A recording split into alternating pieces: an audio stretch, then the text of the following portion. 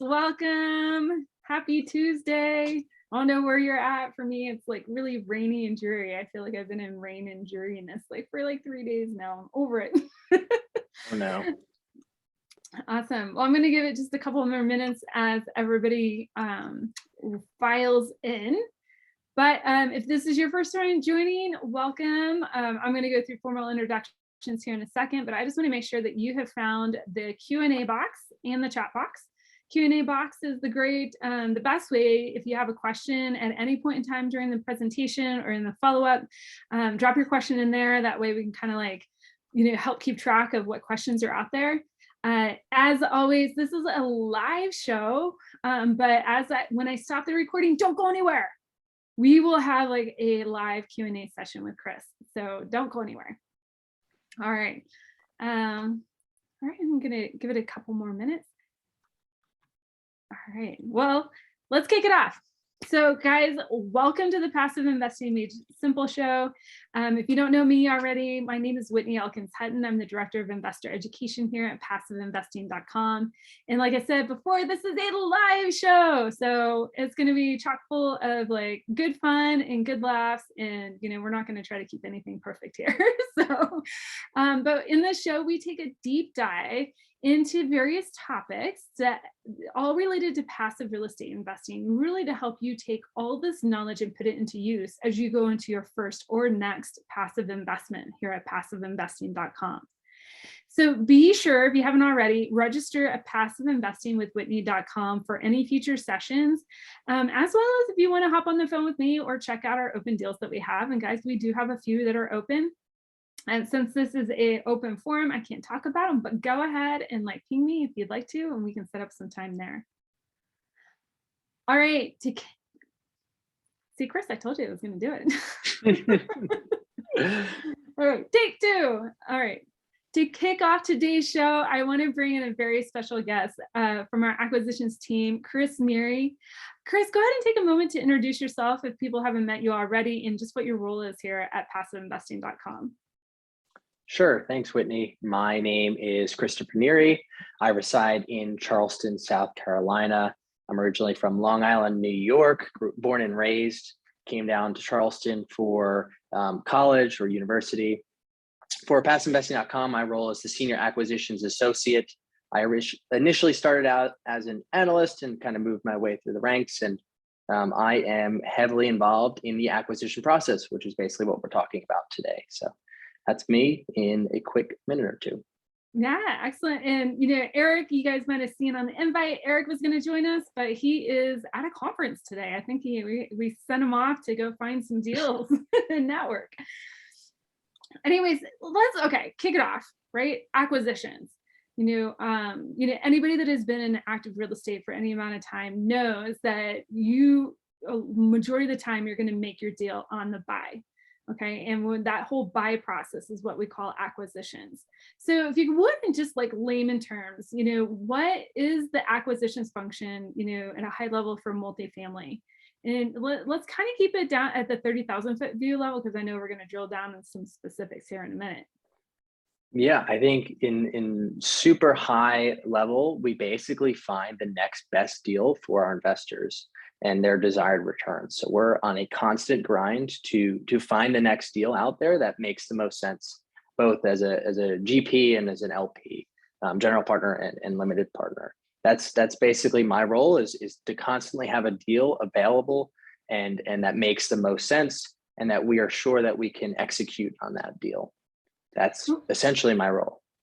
So why is this so important? Why is it so important to have a set process to follow?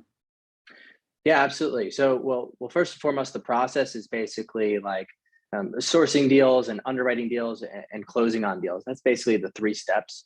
We can dive more into that, and I know we will. But it's so important because during that underwriting phase, you're laying the foundation of that deal success. You're basically creating the story as to why this deal works over this deal over here. And you need to understand entirely before you go in and actually operate that business or that property as to why it's going to work, how it's going to work, and basically spell it out in number form as to why this deal is going to succeed and how we're going to do it, essentially. So you need to know before you go into and invest millions and millions of dollars as to the proper way to succeed in this specific market or specific deal for that matter. So I've always been dying to answer this question. And I know you and Eric have kind of touched on it a little bit. When we put out a deal to our investors, okay, how many, like, let's back up that funnel a little bit. You said there's 3 phases, like how many deals feed into that first phase that you're looking at? I think there's a phase before the first phase. And I think that is actually, before I answer your question, that's really just relationships and building those broker relationships it comes way before actually getting a pipeline of deals. So there's a lot of upfront work, like hours and years, right? It took us a year and a half just to get into Charleston, for instance, and we've had very well-established relationships. But as for a numbers standpoint of level 1 deals that we actually go forth with an underwrite, we can see just for a number, an actual number, last year we underwrote just over 500 deals. And that's actually put forward the effort to spend a couple hours to be in the numbers or in the weeds of that deal. But prior to that, again, so you have that broker relationship pre-step, and then you actually have another one where it's like, okay, sub-market and market, you need to understand the location before you go ahead and actually put numbers on a page. And that's the true level 1 in I guess you can call it subcategories before the level 1. Awesome. Does that make sense? Or yeah, so no, the number definitely. I guess would be 500 last year. This year we're on pace. We've already underwritten 200-300 deals, and that's only in the multifamily category. Yeah, I mean, I can, for anybody here that already has their own property, I mean, single family, small multifamily, it's equivalent to figuring out who your realtor is going to be. Do you have any off market type of lead sources? Maybe it's like vendors in the area. I mean, like for me, that's how I acquired a lot of my single family properties. I actually worked with contractors who were already working on properties that needed a heavy amount of work, and so they were able to feed me the lead. So it sounds like it's kind of similar, or maybe like property management companies who had a buyer that was ready to unload a property, but they're not going to just hand it over to any investor. They want to know that they already have a built-in relationship there and that the deal is pretty solid. Absolutely. So kind of like walk us through the end-to-end process. And like I said, I'd love to kind of tease apart the numbers here, because I think that's, at least for me, like as a passive investor, I was shocked when I started really fully understanding just how many, numbers fed into the different funnel before I actually saw a deal come through. Yeah. Well, I guess we can touch upon that first part of the question is an end-to-end process and what that looks like. So it actually very much varies depending on if the deal is on market, meaning fully marketed through a brokerage firm, or if it's off market, whether someone comes to you and says, hey, there's 5 other groups looking at this and you need to give me an answer in X amount of time. So let's talk about the on-market situation, because that's most apparent in what we're doing. Most of these deals are on market. But I would like to say that our success rate is probably better off market because your competition set is much smaller. And that's not the only reason. But so on market process, initial steps would be, again, those broker relationships. So knowing who's going to be brokeraging these deals and figuring out your target market. But for a acquisition standpoint, so our first thing would be to sign a confidentiality agreement. It's just basically getting access to the document room or the war room, whatever you want to make, whatever they call it. And you'll download those documents. You'll basically get the trailing 12 numbers, the rent rolls, the tax bills, the offering memorandum, which is the marketing packet that the brokerage firm creates. And you basically scrub that data, meaning going through all of those numbers and taking them and making sense to it and putting that into your model. That's our step one. This is PassiveInvesting.com's. We have about 3 levels that we like to run through. So we're very organized, this pipeline walkthrough, let's call it. So it's getting the numbers in our model and getting a sense of where we think the price is going to come in, or the guidance, also known as whisper price, as well as figuring out when the initial bids are going to be due. So that's called a CFO date or call for offers. That's step one. Step two is saying, okay, this deal looks pretty good. Let's move it to the next phase. So we'll go in, we'll call up the broker. Well, throughout this process, we're constantly in communication with the broker. We're never letting a couple of days go by without hitting them with a couple of questions, not to a point where it's annoying, but to a point where they know we're interested and we're going to at least pursue this to some extent. Level two again, so we'll go in and we'll do a rent analysis. What does that look like? Oh, but before all this, we already said yes to the location, right? We know this is a great location.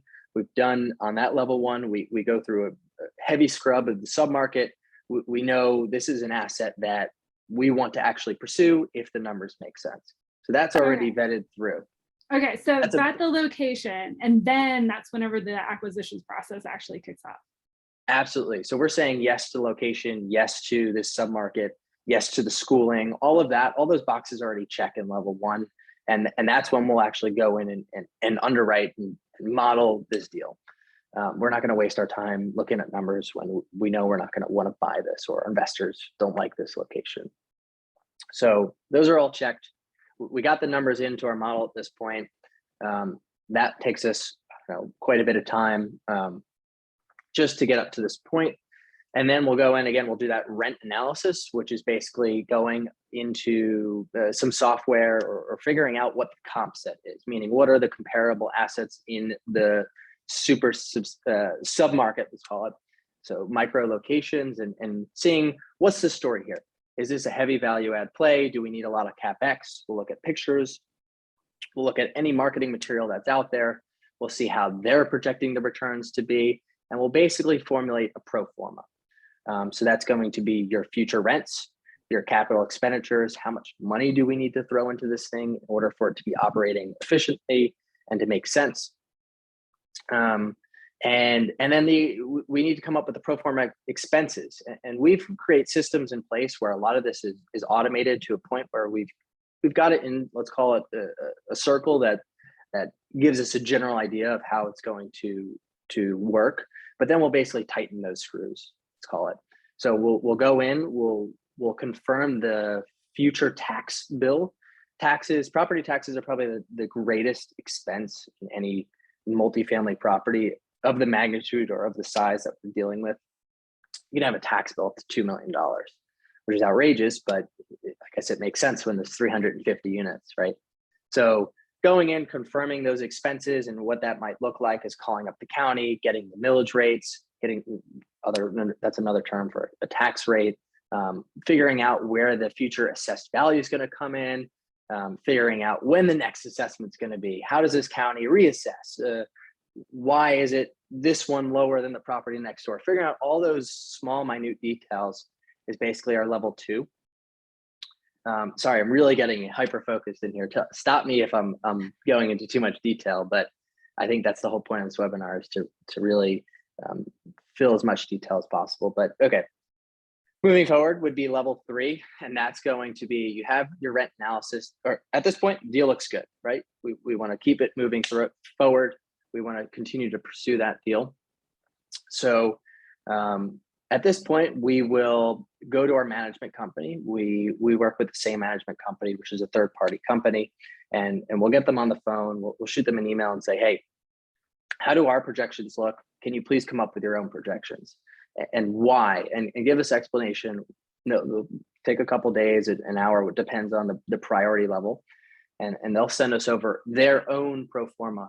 And they'll say, we'll all jump on a call at this point if the deal is looking good. And we'll say, why is this different? We'll go line by line and say, what are the differences? What did we miss that we can improve moving forward? What did they miss maybe? And whatever it may be, we're going to collaborate. It's two separate teams with two separate projections. And we'll hit a middle point, or we'll say, okay, we're actually wrong on this. They're right, whatever it may be. And we'll just all be on the same page, because at the end of the day, they're going to be ones in the weeds. They're going to be the one hiring the manager and knowing what they can actually perform on a market standpoint, on a rent standpoint, things of that, on an expense standpoint. They can say, okay, the cable contract is actually outrageous. Let's cancel that. Let's throw in our own cable contract, whatever it may be. to get those desired returns and realistic and conservative, I guess, operating standpoint. So that's the level 3, and then we have some extra things, but basically at this point we'll have the call for offers date, and we'll submit an offer. We'll say, oh, I missed something, excuse me. A lot of times if the deal is looking really, really good, and we want to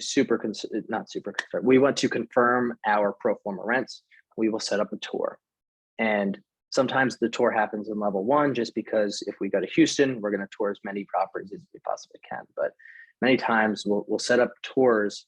We'll try to hit them all at once, but we like to tour the asset before we submit an offer, especially in the local market like Charleston, Charlotte, wherever we have a team member, we try to get eyes on it. That will help us with the CapEx, right? Instead of looking at pictures online, we actually get to see the property at hand, the actual condition. We can say, okay, this is the demographic I'm seeing sitting around the pool. Does that make sense? In that same tour, we'll drive around the market. We'll see the other properties. We'll go secret shop those properties. There's a lot of work that goes into just throwing numbers in a model and saying, okay, this deal looks great, right? So within that level 1, 2, 3 that we have internally, we're touring that asset as well. So where am I at now? So we submitted an offer. We like the deal, and we find out there's going to be 3 rounds of offers. So, and that's pretty typical for an on-market deal, right? You typically, for a big, large deal, let's call it a Florida market, they're getting anywhere from 150 to 200 different groups signing a confidentiality agreement, meaning they have the documents and are underwriting this deal. Maybe 0.25% actually go and tour the property, and maybe 15, depending on the market, deal size, the deal, maybe you get 10 offers, maybe they get 5. But typically they'll do a best and final round, they call it. And they'll take the top 3 to 5 groups with it's usually the best terms, meaning the best price, the best due diligence period. Sometimes there's hard money or earnest money. And excuse me if these words are foreign, but I don't think they really are for our audience at this point. And then they'll say, give me your best number, right? So then we have to go in, we'll go back into the thing, we'll scrub our model and say, what did we miss? How can we tighten our screws slightly more? Maybe our first offer was a lot lower than what we can actually do, so we have some room. At this point, it's a big chess field, right? You need to go into a price that you're willing to pay, but the lowest amount. So we hit our returns a little bit higher. And again, that process is different every single time. But that's basically the end-to-end process. And then, hooray, we get a deal under contract, and then a whole nother process starts, right? But that's what it looks like on an acquisition standpoint. There's a ton of work that goes into each one of these deals. Imagine what I just explained for an off-market deal, which you need to give feedback within 24 to 48 hours. So we have a great team that can actually do that. Let's minus the tour for a minute, but we can do all of that work relatively quick, just based on the systems and efficiencies that we put into place. And I've been working with PassiveInvesting.com for over 2 years now, and this is an ever-changing operation or system or process. And I think that's important for us to succeed the way we are. I hope that wasn't an over detailed answer, Whitney. No, well, in that, I think the devil is in the details. That's exactly what, for me as a passive investor, that I would like to know is, the care and the intricacy of the oversight that's going into the process, right? I wouldn't want an operator, right, who just, threw out any number, won the deal, and, didn't, go through these many levels of due diligence in order to ensure that they could execute on the business plan. At the end of the day, for me as a passive investor, I'm looking to work with people who will take care of my money as if it's my money, not their money. So, Absolutely. So I guess, okay, so what I heard you say, okay, we vet the market, vet the submarket. We've already checked all those boxes. We go in and start kind of combing the area for deals. We start, and that process kind of works like a sales funnel. You're going to have, say, I don't know, throwing out a number, 20 deals, 2 underwrite pretty well, then we start kind of courting one until the end. But there's a whole other funnel that's running alongside of this, and that's the competition. So, and I'm curious to understand, because I didn't quite catch this. I mean, we're in a competition whenever a deal is on market. What happens when we acquire a deal that's off market? We have a good response rate, and we're usually trying to give feedback in 2 to 4 days. But like, what's the benefit of pursuing these type of off market deals?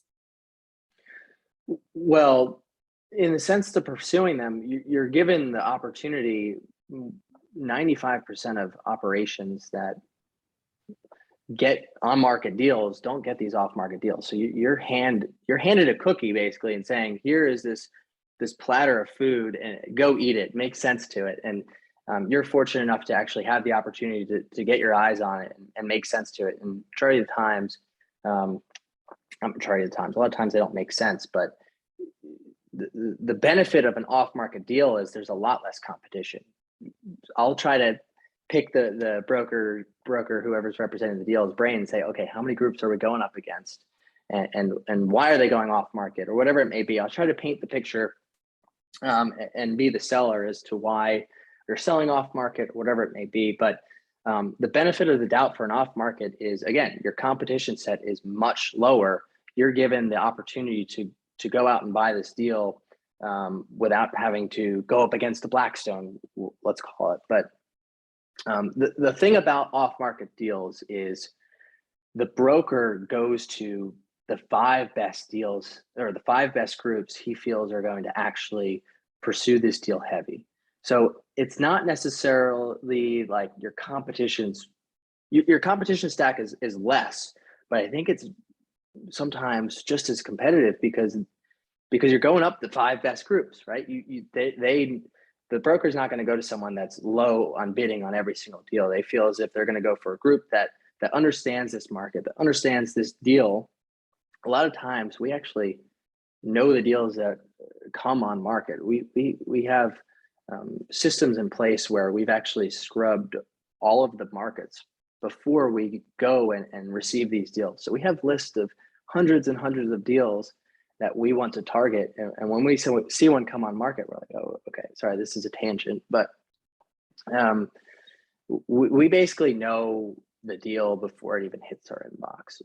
Let's call it 70% of the time. So you've already seen the building, underwrote it in some form or fashion. And like when that address, whatever, pops up, you're like kind of set and ready to go. We definitely get excited. It's something that's like, okay, let's go. Let's do it.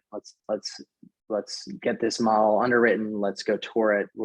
It's definitely a thrill when you notice a deal and you're anticipating that deal to come online because you already know it's in a great location. And when it's off market, it's almost even better because it's like a big fish on the line almost. I hope that answers your question.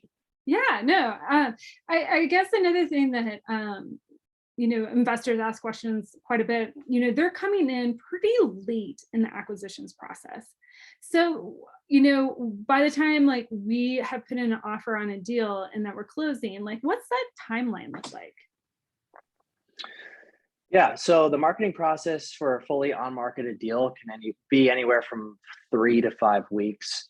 But a lot of times they'll give out soft one-pagers and say coming soon. So obviously that's extended maybe 7 weeks, but basically from when a deal, all right, I can give you an instance of a deal. I know we were going to talk about this maybe later, a deal that actually we've acquired and what that process looked like. So this is a deal that we saw in December, or we heard about in December of 2021.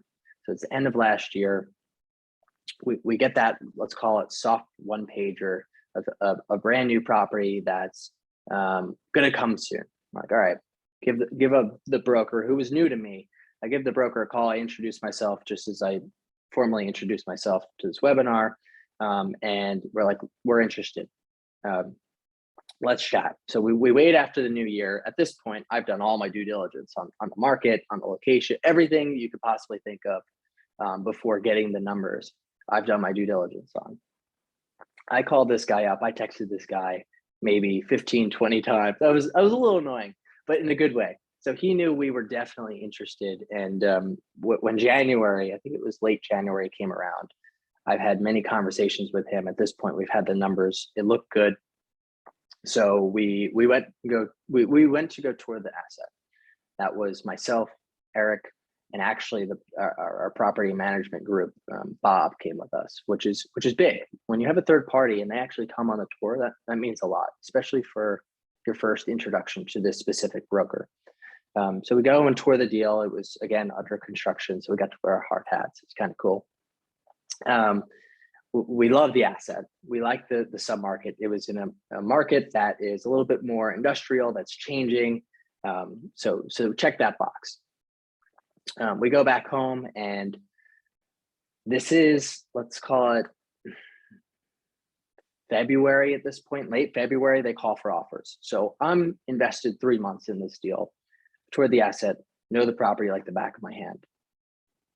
They push the CFO date for some odd reason.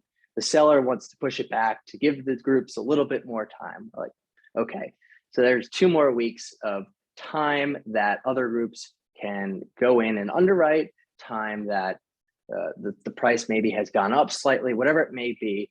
There's just more time. So that pushed it to, what are we in, May? So mid-March, or I guess, excuse me, yeah, early March. So place the bid. Let's call it March 1st. I'm making this time up now. March 1st, but I can tell you the distance between it was an initial call for offers. The best and final was a week and a half later. So it was March 10th. So at this point, I'm 3.5 months in this deal, underwriting it, knowing it, and then eventually you get awarded the deal. And that's how long and stretched out a specific deal could be. On the other hand, if it's an off-market deal, you can get that deal on Monday and get a signed or a turned PSA, a purchase and sale agreement, by the next Monday. It could be that quick. But that's a little bit more rare, I guess you can call it. But these deals get pretty stretched out on the acquisition side, especially a new construction, fully marketed deal of that nature. So it's quite long. Sometimes it's really frustrating when you go through this whole process and you come in second or third. But when that happens, you just say, so be it. That's the nature of the job, and you move on to the next. And I think that's what maybe not separates us, but I think it's a big mistake in the industry is people go back to the broker and say, what the heck? I spent so much time and effort in this deal. Why didn't I get this? And we'll never do that. We'll say, listen, we understand it. There's other groups, whatever, they perform better. On the purchase price, let's move on to the next one. Do you have one? And that's something we definitely tried to pride ourselves on and try to stand apart. But yeah, I hope that answered that question. Yeah, so in essence, especially for on-market deals, it can be quite a lengthy process. When the investor sees the deal and we put it out to the investor base with our own offering memorandum, I mean, it's weeks, months already into the process. So no, thank you for sharing that, because I think that really just kind of helps like level set, the investor's view of what this process actually looks like and the amount of work that we're doing in order to bring them a well underwritten deal, one that's going to perform, to our expectations. So I'm curious, just because I want to make sure we leave plenty of time for kind of what I call the after party. What is your best piece of investing advice? Oh boy. Well, I'd like to say, yes, I'm part of a team that's an active organization. We're general partners. I'm not, but I work for general partners, right? But I also too am a limited partner. I am involved in investments as such that we're talking about. So if you think I'm just a young guy speaking and whatever, but I'm on both sides of the playing field, right? So I guess the best thing for me was just to start. Like I got kind of a back end look at things, so I felt a little bit more comfortable. But just getting started, just being involved, even if it's a small amount, just to understand it, just to be part of it and see how it does. I'm not saying throw millions and millions of dollars at it, just throw a small piece and learn through that experience. And if it's something that's enjoyable and you like, continue it. I think I'm definitely a learn by doing type person. So just starting would probably be best advice for me. Awesome. I've been listening. I listen to Tom Bilyeu's Impact Theory. That's one of my favorite podcasts to listen to. He's been doing a lot about neuroscience lately, and just it's funny, hours and hours of these like experts on neuroscience coming in and talking, and the end piece of advice is like, just move forward, just get started, keep taking one step, putting one step in front of the foot in front of the other. Yeah. So what's the biggest takeaway that you want listeners to get from this episode, in terms of like the acquisition process? It's tough. It's not as simple as it may seem. Even look at PassiveInvesting.com. We try to continually have a deal on market for you guys. But there's a lot of behind the scenes that happens, and a lot more detail that I've just explained actually goes on into it. So it's a grueling process in the sense that there are hundreds and hundreds and hundreds of hours, even years of changing the process and making it better go into things of the or of operations of this size, if that makes sense. So I think if you want to do it on your own, good for you, and definitely I encourage that. But also looking at a bunch of these other groups, these syndication groups or whatever it may be, and checking out their operations and see what you like from them, and maybe learn from them. I think it's great that you're actually, if you're here listening, that's good for you. That's pretty incredible. But just go out and I guess it's tough. It's not that easy. I think that's the biggest piece to it. Acquisitions, I think it's a little bit understated. It can be literally your bloodline to an operation. I think, look at it this way. If you can raise capital, but you have no deal, okay, great. But I think if you get a deal, you're always going to be able to find capital. So I think finding deals and the acquisitions process is almost crucial to an operation. And obviously, I'm biased on the acquisition team. Sorry, Whitney, but I think if you don't have deals, nothing's going on. So yeah, I mean, if you don't have a deal, it's kind of like, even if it's just starting out, if you have money in your pocket, but you don't have like a property to invest in or a property to buy, you're not an investor yet, right? So you have to have the deal in order to go into. absolutely. And we're couched mostly on the passive side, guys. If you're active, if you're just like, I want to know more about Chris's process from the active side, he actually spoke on the MFIN podcast earlier this morning. You guys can go on the MFIN YouTube channel probably tomorrow or the next day and find that episode. So Chris, thank you so much for joining us today. This has been amazing. You guys don't go anywhere. I just want to thank you guys, the listeners, for being here and joining me today. If you want to get access to future episodes like this and check out our open deals, make sure to go to PassiveInvestingWithWhitney.com. Hit me up there. If you just want to talk real estate, hit me up there, and you can also get time on my calendar. Chris, again, thank you so much. Thank you. Appreciate the time.